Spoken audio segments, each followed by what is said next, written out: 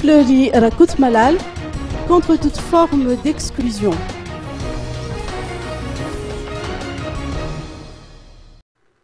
Fleury Rakout Malal, candidat aux élections présidentielles, a souligné que la liste des 41 candidats publiée par la Cour électorale spéciale ne le surprend guère. Et d'ailleurs, il se dit contre toute forme d'exclusion.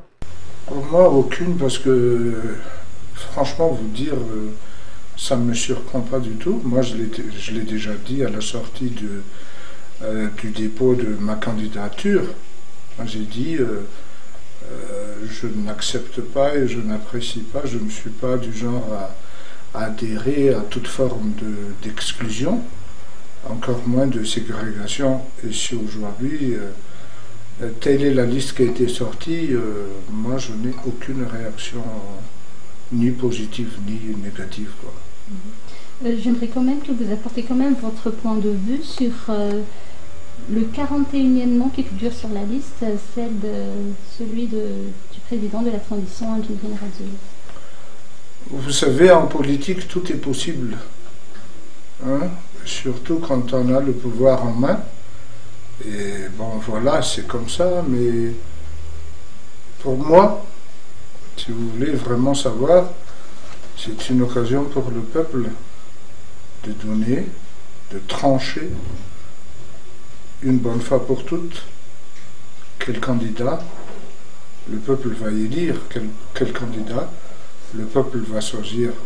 Mais tout simplement, il fallait quand même élargir, dans la mesure où il y a une personne qui n'a pas été incluse, qui mérite quand même d'être parmi, même si sa femme est là. Mais voilà déjà une forme de ségrégation et c'est vraiment...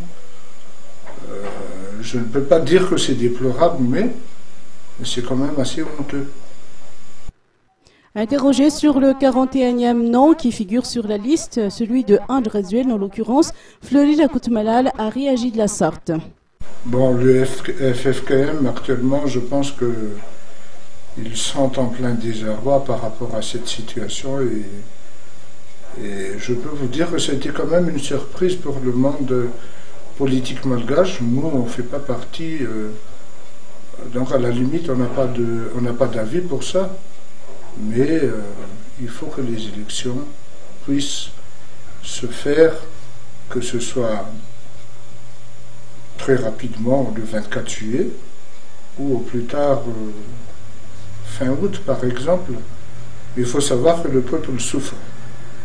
Le peuple s'appauvrit de plus en plus et que bon, apparemment nos hommes d'État et même ceux qui sont dans l'opposition ne sont même pas conscients du danger et surtout de cette souffrance de la population.